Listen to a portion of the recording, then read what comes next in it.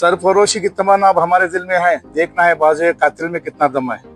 ಮಾನ್ಯ ಜಿಲ್ಲಾ ವರಿಷ್ಠಾಧಿಕಾರಿಗಳು ನವನಗರ ಬಾಗಲಕೋಟ್ ವಿಷಯ ದ್ವೇಷ ಭಾಷಣ ಅವಹೇಳನಕಾರಿ ಹಾಗೂ ಪ್ರಚೋದನಕಾರಿ ಹೇಳಿಕೆಗಳ ಕುರಿತು ಸೋಮೋಟೋ ಪ್ರಕರಣ ದಾಖಲಿಸಿ ಕಠಿಣ ಕ್ರಮ ಕೈಗೊಳ್ಳುವ ಬಗ್ಗೆ ಮಾನ್ಯರೇ ದಿನಾಂಕ 19/2/2026ರಂದು ಪಂಕಾ ಮಸೀದಿ ಎದುರಿಗೆ ಸಂಭವಿಸಿದ ಪ್ರಕಟಣೆ ಹಿನ್ನೆಲೆಯಲ್ಲಿ ದಿನಾಂಕ 26/2/2026ರಂದು ಡಿಸಿ ಕಚೇರಿ ಎದುರಿಗೆ ಹಿಂದೂ ಜಾಗರಣ ವೇದಿಕೆ ವತಿಯಿಂದ ಮನವಿ ಸಲ್ಲಿಸುವ ಹೆಸರಿನಲ್ಲಿ ಪ್ರತಿಭಟನೆ ನಡೆಸಲಾಗಿದೆ।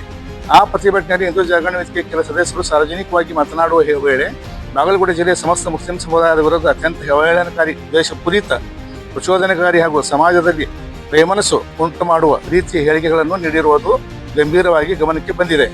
ಮುಸ್ಲಿಂ ಸಮುದಾಯವನ್ನು ಜಿಹಾದಿಗಳು ಹಾಗೂ ದೇಶದ್ರೋಹಿಗಳು ಸಾಬರು ಎಂದು ಹೇಳಿ ಸಾಬರನ್ನು ಮನಿ ಹೊಕ್ಕಿ ಹೊಡೆಯುತ್ತೇವೆ, ಚಪ್ಪಲಿ ಹೊಡೆದು ಪಾಕಿಸ್ತಾನಿಗೆ ಕಳಿಸುತ್ತೇವೆ ಎಂದು ಹೇಳಿರುತ್ತಾರೆ। ಇದರಿಂದ ಸಮುದಾಯದ ಮಾನ ಗೌರವಕ್ಕೆ ಧಕ್ಕೆ ಉಂಟಾಗಿದೆ ಮತ್ತು ಸಮುದಾಯದ ಭಾವನೆಗಳಿಗೆ ತೀವ್ರ ನೋವುಂಟಾಗಿದೆ।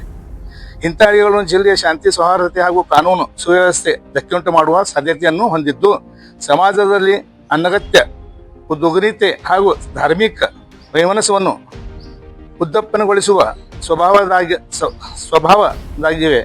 ಇದೇ ಸಂದರ್ಭದಲ್ಲಿ ದಿನಾಂಕ 19/2/2026 ನಡೆದ ಶಿವಾಜಿ ಮಹಾರಾಜರ ಶೋಭೆ ಯಾತ್ರೆ ವೇಳೆ ಯಾವುದೇ ಕಲ್ಲು ತೂರಾಟ ಅಥವಾ ಚಪ್ಪಲಿ ಎಸೆಯುವ ಸಾರ್ವಜನಿಕರ ಮೇಲೆ ಶಿವಾಜಿ ಮಹಾರಾಜರ ಭಾವಚಿತ್ರ ಹಾಗೂ ಮೆರವಣಿಗೆ ಮೇಲೆ ಬಿದ್ದಿಲ್ಲ ಎಂದು ಜಿಲ್ಲಾ ಪೊಲೀಸ್ ವರಿಷ್ಠಾಧಿಕಾರಿಗಳು ಮಾಧ್ಯಮದ ಮುಖಾಂತರ ಸ್ಪಷ್ಟಪಡಿಸಿದ್ದಾರೆ।